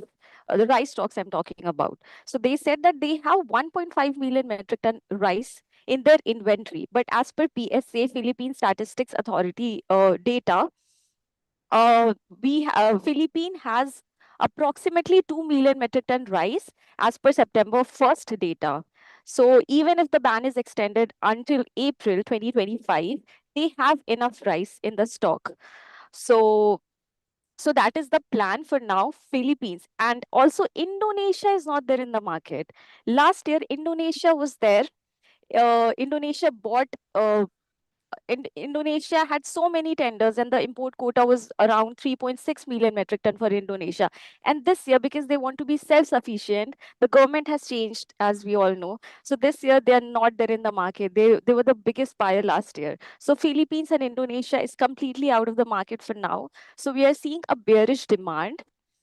And also because we are seeing a bearish demand, the prices are continuously falling, like Nitin said. So, but if I compare all the prices, right now, Myanmar is the lowest. It is around 320 USD per metric ton. Then is Thailand, 330. This is all according to Platts data. Then Pakistan is at 342. And India, the Platts assess data for 5% white rice is 355. So Indian prices are on the higher side if we compare it with the other origin prices. And all the origin is falling. So I am continuously reporting on all the origin. So Thailand is like a multi-year low. Myanmar is the lowest, and even India is 355. The price of 5% broken has fallen by $16. So we are seeing a bearish demand, and the new crop is going to hit the market very soon post Diwali. So market expects that the prices are going to fall further for all the, if India falls further, then all the other markets are likely to, follow India for that matter. And yeah, so for now, the mills are closed and they are likely to open, the mills are likely to open post Diwali. So the supply is restricted. So that is why Indian prices are on the lightly on the you can say, if compared with other origin like Thailand and Myanmar, Indian prices are up. But OMS's, like Nitin was mentioning, we have been hearing that OMS's prices, I mean the prices for under the open market sales scheme, the rice prices are going to be reduced, but we are waiting for that policy to be announced. So for now, this is... So Tanya, let me add, because you talked about policy. So 1.5 months back, it was supposed to get announced. And unfortunately, what happened is that they got into a small technical issue. Who will take the tab of 9,000 crores? Right. So that 9,000 crore, they were ready to spend it, but only was under which head. And then that head got into somebody's head, and then it got continuously delayed. Nitinji, what Tanya is saying, it gives me, frankly, goosebumps, right? That according to her, the bloodbath is just started, right? One more crop coming in, right? And she's right, because the mills are not there, we are trying to liquidate whatever the trade was having in the hand, and hence still we are a little bit above the rest. But once we start getting the new crop with the size, I'm also with Tanya on 151, and let us assume that the government themselves believe it's 156, then the floodgates would be open, and government, as you rightly said, has also reduced its target for its own MSP. So it's now just not about the traders and the agri businesses suffering. The farmer is going to suffer for sure then. 100% agree, Deepakji, and I think government will have to now step in. This is the high time that they need to take some policy actions on this. And as Premji mentioned, I am sure that something big is definitely going to get announced in BIRC.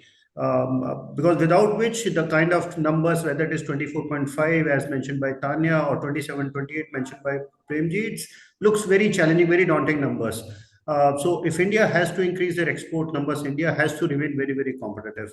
And the competition can only happen by being very price competitive in the market today. I'll just give you one example. Today we are talking about 335 is the price. Premji mentioned that even trade are happening today, current prices at 350. But had that been the case, why Bangladesh tender, which concluded 2 weeks back, happened at $320. So that means people are very clear that once new crop arrivals will start, prices will continue to fall. Right, and that's where people are going short. They are anticipating, but that market prices has to be corrected. And Tanya has clearly mentioned that between Indian white rice, which is at 355, whereas other origins, the difference is between $10, $20 to $50. So that's the correction India has to do somehow. And that's exactly I was talking about the OMS's prices between 28 and 23. So government will have to see, there are only 3-4 channels through which government can do that, either through OMS's or the state tenders, which we have seen in the past. Chhattisgarh did a tender of paddy and rice in the last year. This year, we are hearing that a couple of states are sitting on huge surplus of paddy and rice. So they have to come up with some solutions. In the past, we have seen that government has issued that any ration card holder can take rice for 3 months in advance, right? So that's how they were planning, but somehow that didn't click well. People were not having those kind of money to buy a 3 months advance kind of a rice, so that didn't work out well for the government. But they will have to come up with some innovation, some policy changes, so as to make this rice available either for the domestic market, which has a limited demand, but definitely in export, India can definitely increase their export numbers from current 22 million metric ton to 23 million metric ton. I'm damn confident that India has all the infrastructure, the way our ports have been shaped up, and the kind of infrastructure has developed over the ports in the last 4 or 5 years, especially during the time of COVID. India has all the potential to do a minimum 30 million tons of rice exports. It's only about the price competition. But the government will have to think out of the box. Like, why not reach out to World Food Program and say that actually, hey, I will give you 20% discount or 10% discount or 5% discount, right? Can you take 10 million or 15 million, 20 million metric tons from us? That I think you'll have to work on those ideas because, see, Bangladesh, I totally agree with you, it has given some hope, but then it's 500,000 ton, right? Our problem is so huge, right? And Tanya was talking about the Philippines disappearing and Indonesia disappearing. Indonesia actually, after a very long time, right, they have taken that call. I don't think they'll be able to sustain it for long. They'll come back in the market sooner than later. So Indonesia challenges that their quota is expiring, and I'm sure Indonesia is going to get a fresh quota for 2026. China also started hearing some inquiries because people are expecting broken prices are now correcting. And there is one more policy change which we haven't discussed in this on this platform, that Indian government starting the current season, they have decided that instead of 25% broken, they will take 10% broken, right? At least in the 5 states, which procures roughly 5 million tons of rice. So that additional broken is also going to get available into the market. And if that broken has to be diverted for ethanol, which was the mandate for the government, then whatever rice they are diverting for ethanol is not required. So that rice can be available for the export market. And that's how they have to come with some innovation technique or out of the box, as you are rightly pointing out, giving it to WFP or maybe to some LDC countries, some kind of arrangement with those LDC countries to start pushing more volumes into those countries which are actually in need of rice, a subsidized rice. No, I totally agree. When we see 250 million people in this world, they are under, I would say that the severe level of food insecurity, right? And when we're sitting on piles which might get wasted and might be converted into ethanol, doesn't make sense to me. Going the last word to you, Sood Saab, on rice. Your view, sir? Yeah, I was wondering throughout the discussion that one thing, Nitin's wonderful talk here, he implies a price elasticity of demand for rice in India, which in my view is not there. And you lower the price, there's no demand. And also the OMS says in rice. Rice is not an industrial raw material. It is even a rice mill sells in terms of 1 truck, 2 trucks, 5 trucks through a broker.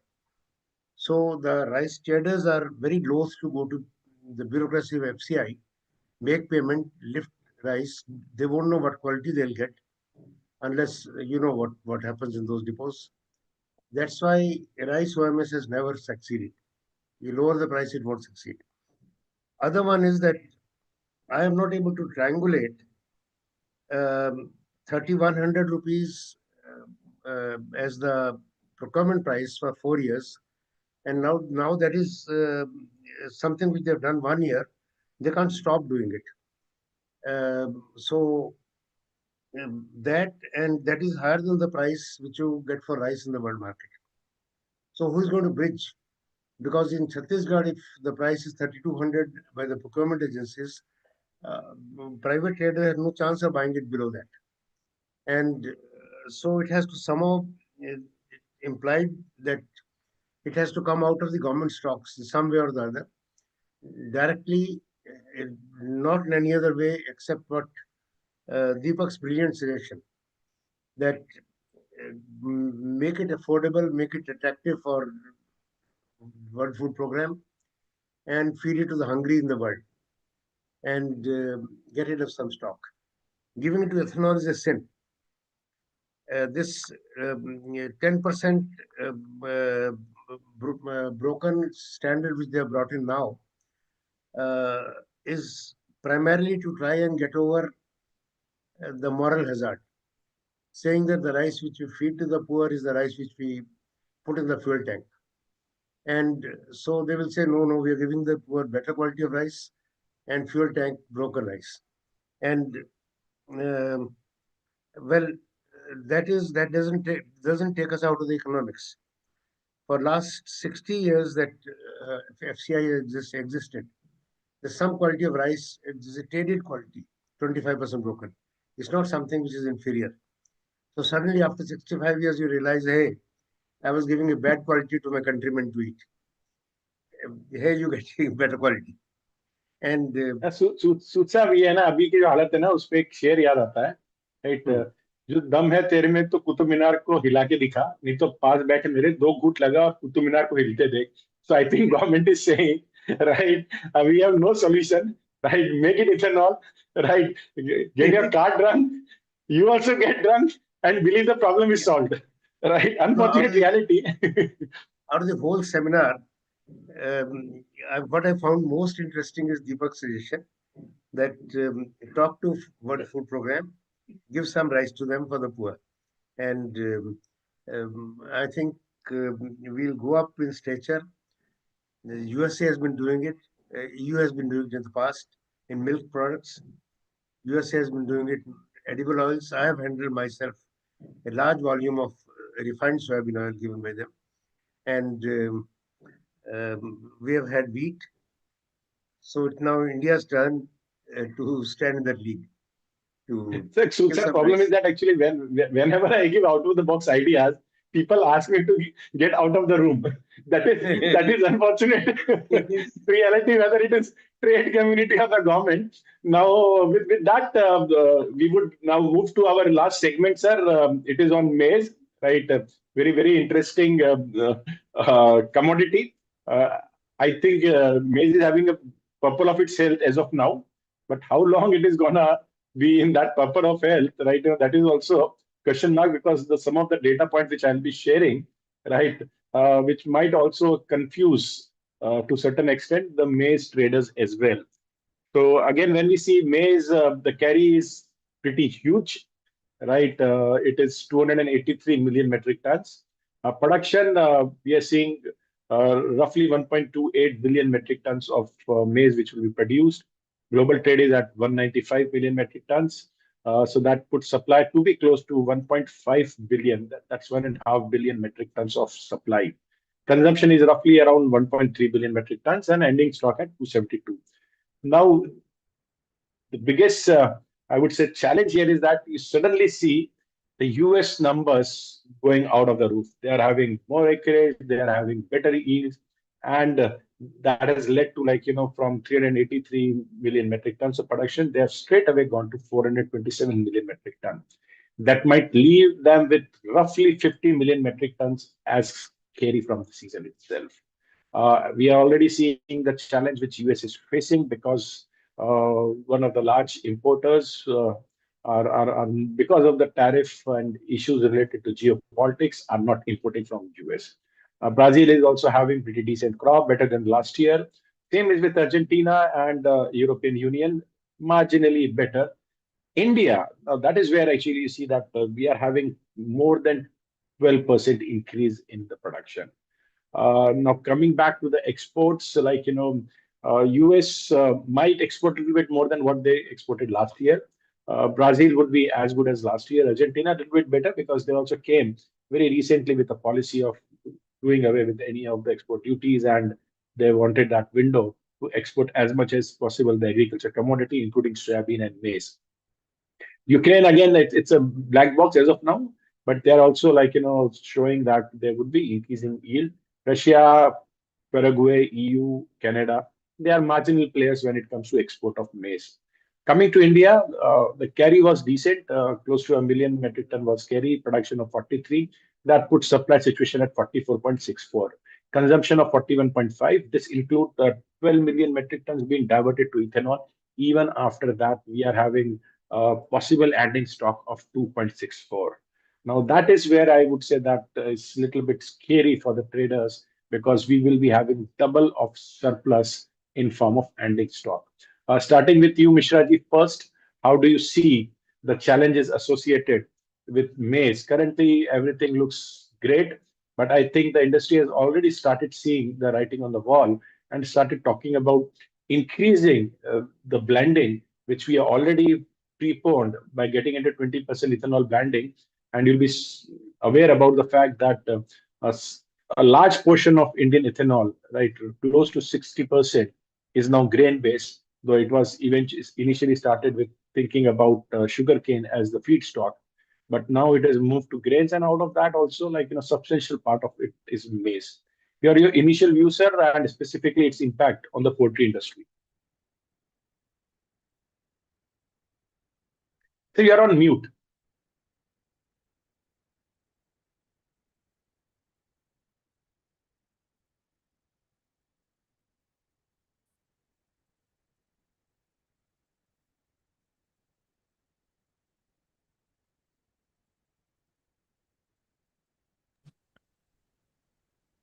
Yes, sir. Now we can.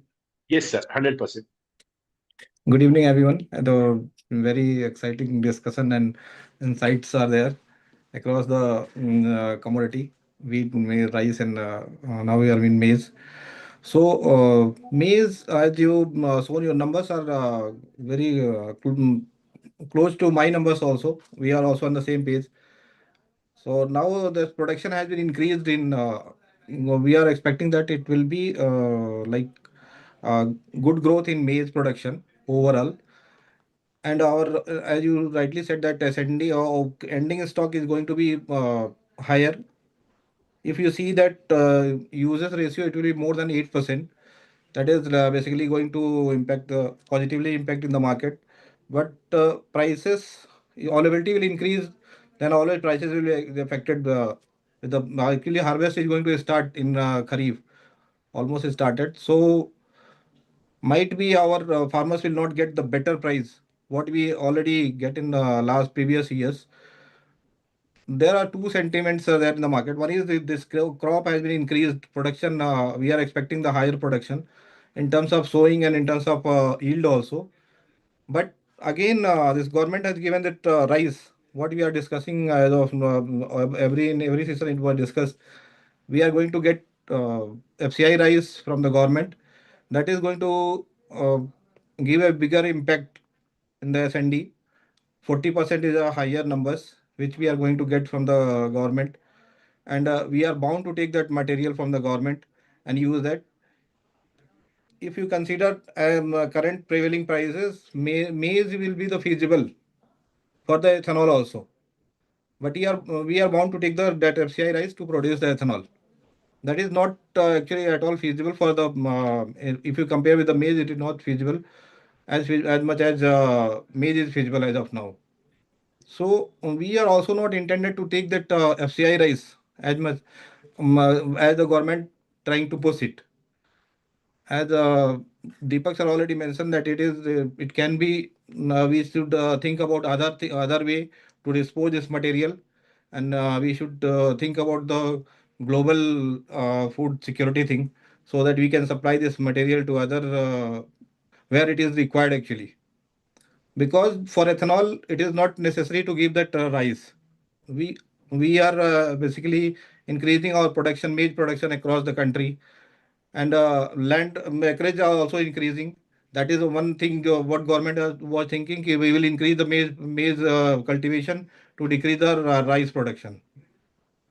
Logic behind that, this water that is a water gathering plant, and we will save the water.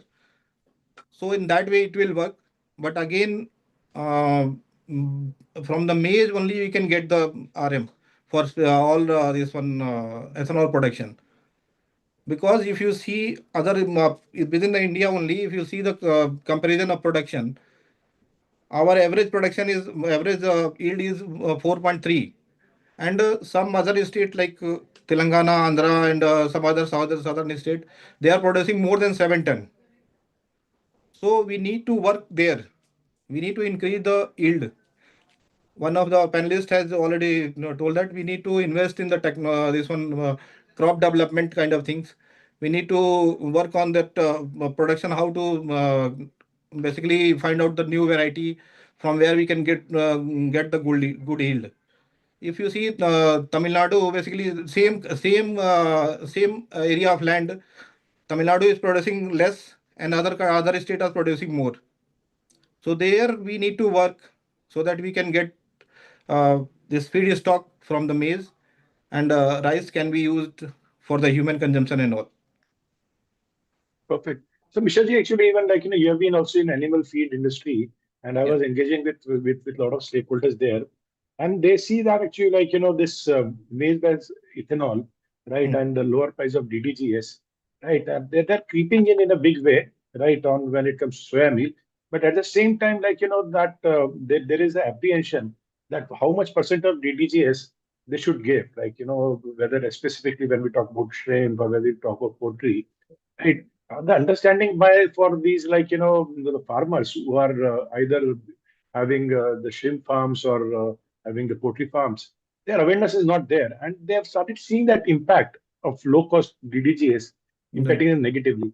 So do you see that actually, like, going forward, the low yield, the lack of understanding of DDGS and all those things will negatively impact even our poultry and aquaculture industry? No, it is not like that. Actually, we can use DDS more in our feeds. Like cattle feeds, we have scope to use up to 15 to 20% also. In layer feed, it can be used up to 10%. And if you talk about the boiler, it is restricted. It is not more than 3 to 5%. Maximum 5% can be used. But as of now, people are using less actually. So it is not nowhere it is going to badly impact to any animal or any poultry or fish also.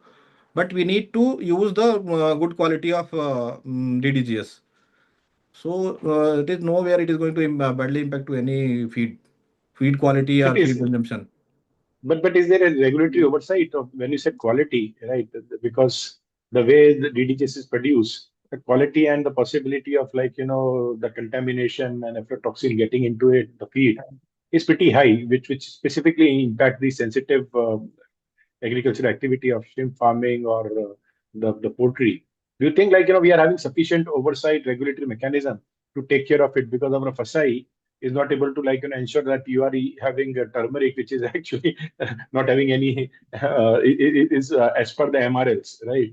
Now we are talking about So, typically animals. Right.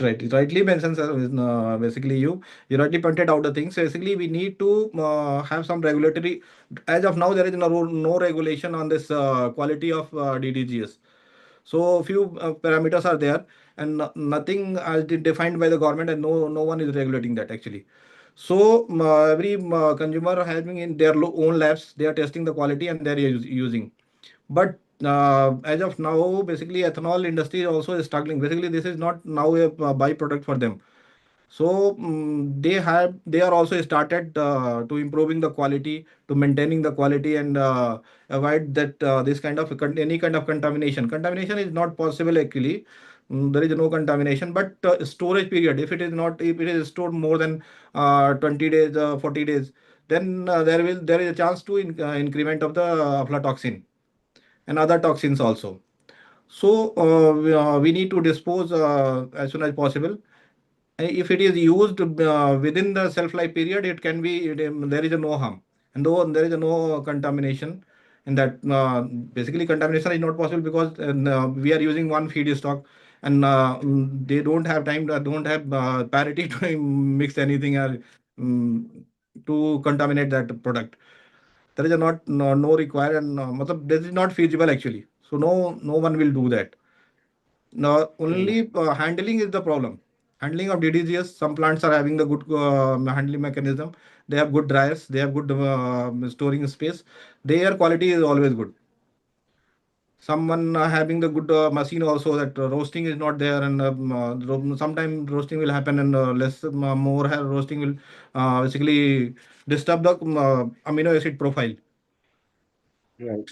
So in that way, everyone is trying to produce the good quality of DDGS. They are maintaining the good quality, improving the good DDGS quality, so that we also need to sustain in the market. We need to sell our product. A lot of Right. yeah.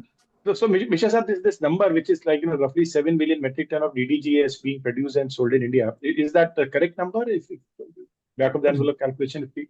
So basically, not more than 30% DDGs can be produced.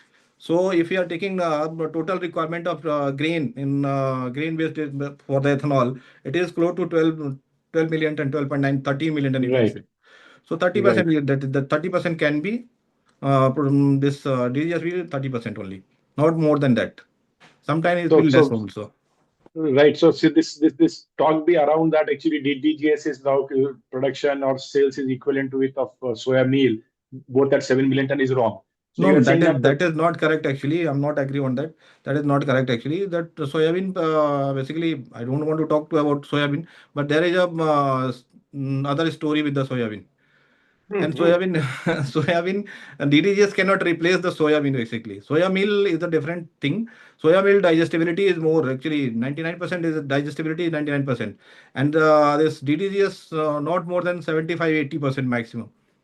So with the challenges of digestibility, they cannot use more than that. That's why it is not. It cannot be used more in the feed. Because sometimes what happens is that some in industry, right? You have to pass on blame to something else for your own mistakes, right? So I think DDGS is now a good poster child for that. Coming to you, Alexander, how do the global S&D looks like? Because I think we are having huge production coming in US, which might lead to huge carry also for them, and not too many people are very keen to buy from US as of now. Yes, definitely. I think the situation is quite similar to what we have seen in the wheat market. We are looking at a record global production, and pretty much the market this season is dominated by the United States, because prices in the United States have been really competitive, even against South America, against Brazil. And in the US, you mentioned that we are looking at a huge crop, which is now being harvested around one half complete as it's estimated normal harvesting pace. There have been some issues along the way. Probably yields might be trimmed a little bit, but we may still see a record harvest.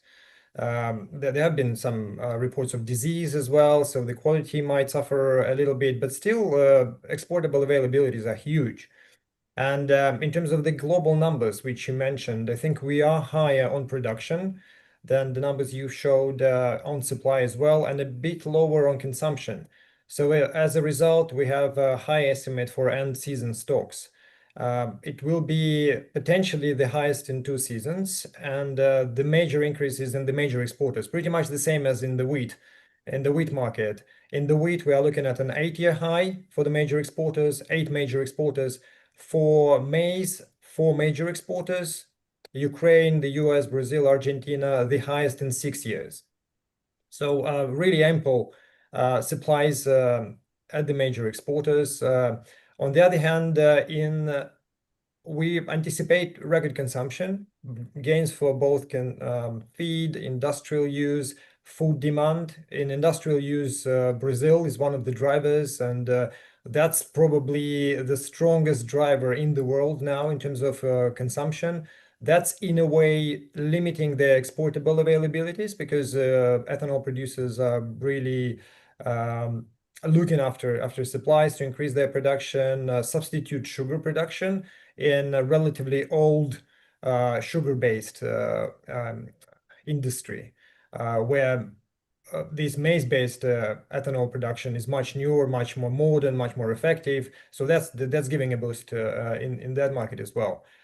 In terms of food, I would assume that our numbers might be lower for the reason because we are really observing high competition from alternatives. Soy meal, it's not a direct substitution, probably more substitution for wheat as a protein source, but for maize as well, we've seen a price competition. Soy meal prices now at the lowest in 15 years, and they continue to fall.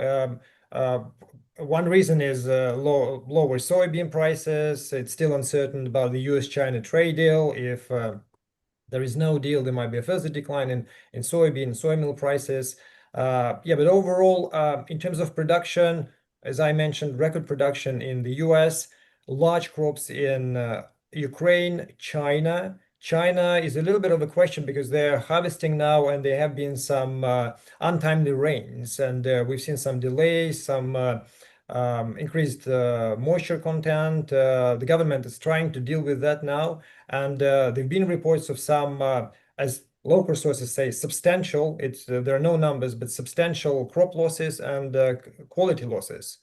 That, of course, might shape the import demand in the season ahead. We are looking at an increase, but so far, Chinese demand has been really, really weak. And the interesting fact for this season is that Russia has become the largest exporter of wheat to China this year, which is pretty unusual. The absolute volume is really small, but Russia is on the top in that, because the eastern regions from Russia have been exporting some volumes to China, and Russia ended up to be the largest one.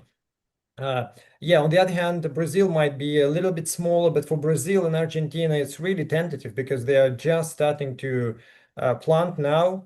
For Argentina, we are looking at an increase in production. For Brazil, their export capacity will be determined by Safrinha, which is several months away, but this comes after soybeans, and normally people are looking at how planting for soybeans is going, and that will determine what the Safrinha will be, whether it will be delayed. And soybean planting now is going on well in Brazil. It's one of the fastest on record. I think the third fastest on record in terms of pace.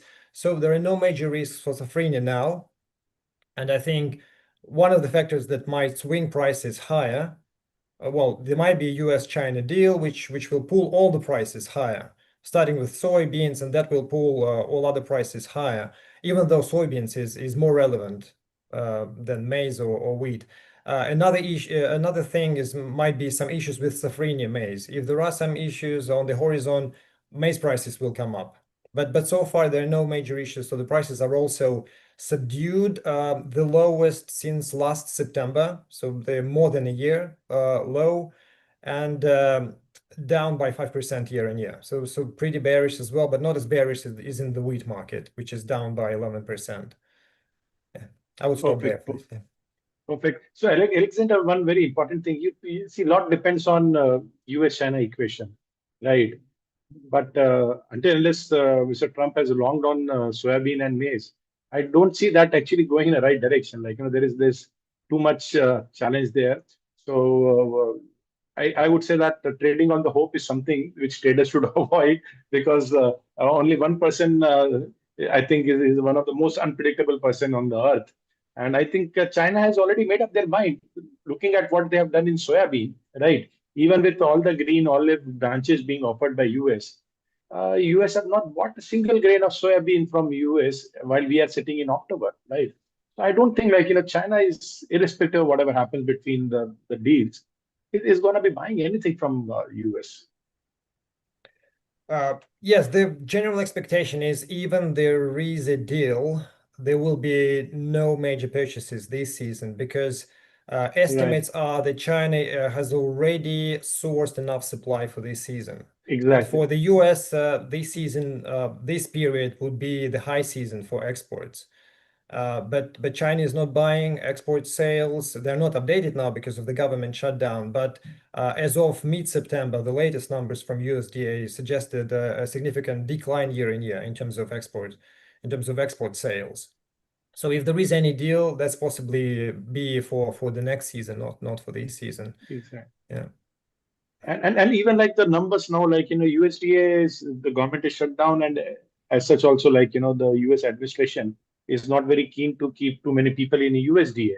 So I think, like, the world will also have to start finding out more reliable places to find right data, because now USDA data, in fact, like, just before the shutdown, I was going through some of their reports, and believe me, that quality deterioration is very visible. Like, and you also know that if you don't have right people, right team, then actually, like, you also fish in the muddy water and end up with numbers which are not very convincing.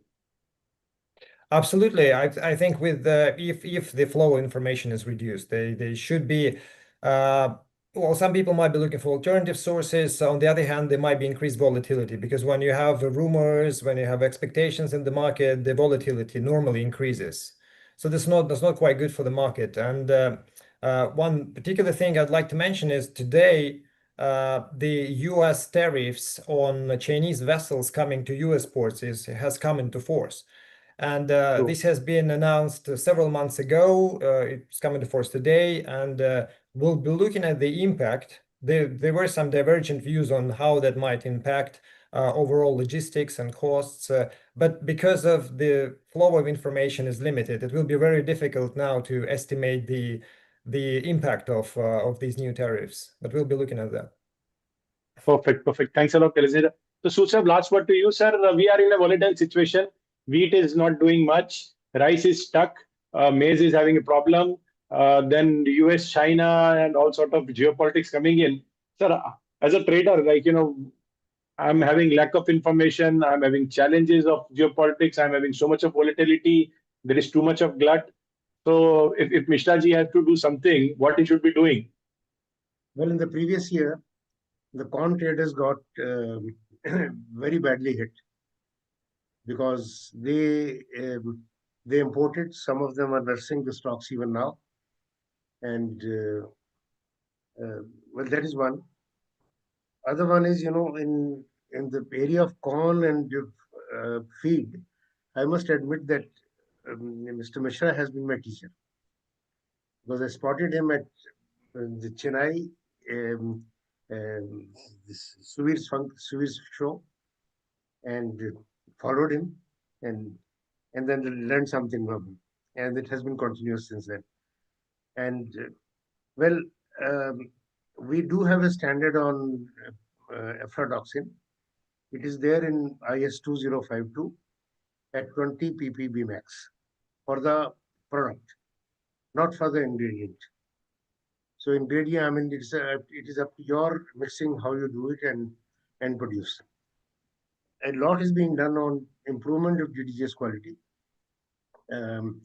Dryers, because the many people who are not very new to the distillation industry came in. Even the Niti Aayog document of 2021, on which the whole program is based, does not have a mention of DDGS even once. And so was the industry. So very quickly, the industry has started looking at quality of corn and dryers and so on. And DDGS contains about 10% on average oil. Now, if you remove that oil, you get a very good value of 10,000 rupees per ton of DDGS, because it will sell at least at par with the rice bran oil, if not a higher price, because corn oil is a very good oil. And so if you remove that oil and leave just 1% in it, the quality will not deteriorate so badly. Also, in the process, many factories that did not have adequate equipment for drying it. So if moisture is removed and is about 15% max, nothing will go wrong with it in the process. So they were adding to already a bad seed, they were adding due to bad practices, some more aflatoxin. Now, soya protein is as good as meat protein or milk protein. It has all the amino acids, and 9 of those which are not synthesized by body are also in it. They are in every kind of meat as well. So DDGS can't, as Mr. Mishra said, can't replace it fully. With our present quality, it can replace in layers to about 2%, with a better quality about 5%, and layers about 10 to 15% in USA has been tried. In our case, about 5% till the quality improves. But other one is that the entire backyard cattle feed, which is a very sizable quantity, where the owner of 2 cattle goes to the mandi and is given a bag of DDGS instead of oil cake. So it has a tremendous amount of oil. Oil cake has 10% oil, it has 35%. Sorry, it has 8 to 10%. Same amount of oil, much higher than protein level. Usually oil cake has 25%, this is 35%. So he's happy, but doesn't know he's also taking the aflatoxin with it. and feeding limitless. Other one which it is doing is, I agree with Mishra Saab that you should go slow on rice, because India is the only country which is using rice for ethanol. Some amount of rice is used for potable alcohol. I myself exported to potable alcohol ENA to Japan from rice. But sooner we stop, better. It is a great moral hazard. And on the other hand, on corn, our emphasis should be on productivity. It has been more on area than productivity. There was one single cross hybrid, which was invented um, uh, by scientists about 20 years ago. So we are living with that hybrid. We haven't yet got. In fact, I had a chance meeting with him in Indore last week. And so he lives in Delhi, of course. So that is, so we need to do some research on this, because it is eating into soybean area. So soybean is getting a double whammy. Some soya crushers are using DDGS to blend with soya meal. It is not a proper practice. They have, so some people are following it. And on the other hand, as I said, in a large area, it is replacing oil cakes, not soybean, so much of soya meal. And so it is eating into area for 3 crops which we are importing. Cotton, now as you have noticed, zero duty up to December, irrespective of the fact that we have a new crop coming, cotton import. It is eating into pulses, it is eating into soybean. And I'll just add here, I was very recently traveling in Gujarat, which actually we do a lot of cotton, right, in Mehsana and North Gujarat area. And you'll be surprised, people have, in fact, abandoned the farms. Right? Picking is not happening, right? Those who are actually not very large farms, who are not doing cotton as only crop, because in Gujarat they do it, they'll have 4 or 5 different crops, in 2 or 3 hectares. Cotton they're not even touching, right? So this is I think this just before our crop coming in, suddenly opening up the duty-free import. That is the last thing you can do with the farmer. And Mehsana has a fantastic long staple cotton. That's Yes. probably the best cotton in India. Right, and right. do that to those farmers. I just did a back of the envelope calculation on DDGS in the coming year. Rice, because that damaged food grain is substantially rice, more so in the coming year, when there will be so much broken rice, 5 million tons with FCI, which was not there, and 6-7 million tons in the market. So that will be largely rice. So 6 million tons of rice gives you 1.8 million tons of DDGS. And last quarter, the first 3 quarters, you have to use 234 crore liters of rice ethanol. If you want to touch corn. Corn and rice together might allow Mishra Saab to survive. So he will have to do corn. So he will supply 351 crore liters of corn ethanol. That is the maximum he'll be able to do 60-40 formula. Then the last quarter is 220, out of which 20 will probably go to sugar because they've quoted 23. 200 will be substantially corn. So if you all that add that to 351, 551 of corn, which gives you about 14 million tons of corn. And 30% of that is 4.2. So we are neither at Mr. Mishra's number nor at Sopa's number. We are in between at 6 for the coming year. Sir, I wanted to add. Say basically 52 million ton, 5.2 million ton government is going 52 lakhs going to give for 234 crore liter. Will be 5.3. Right. So for in rice, basically recovery of DDGS is less. It is not more than 20%, 25%. Maximum 25% we can get. Yeah, about 280. Yeah. And maize, what they have asked for the tender, that is 240, 285. 285, if we convert in the maize, it will be 7 million ton. So that is the number. Actually, total Last quarter is still 12. there. Sir? Have they placed the order? Oil companies, have they placed the order or not yet? Yeah, the tender had came and that is oversubscribed. No, tender is there, order. Order they will give them that what tender had been given. The tender has came for 285. That will come. Basically 60%, 60-40 they are going to give. All 3 quarters they are going to give 40% rice, No, but if FCI you rice. divide 234 by 0.4, you got 585. So 585 minus 234 is 351 for corn. For corn, okay. You can So consider. therefore 351 in 3 quarters and about 200 in the last quarter. That's how. Anyway, let's leave it till the date Yeah, they place perfect. the orders. Total. Perfect. Only one thing about like an ethanol-based, grain-based ethanol is that, sir, if you have one bad La Nina or El Nina, right, and your crops suffer, you will open the taps of import. And believe me, like, we are nowhere competitive when we compare the rest of the world, just because actually our yields for maize are pretty low. So Deepak bhai, bad years come in pairs, not singly. yes. It's always a two.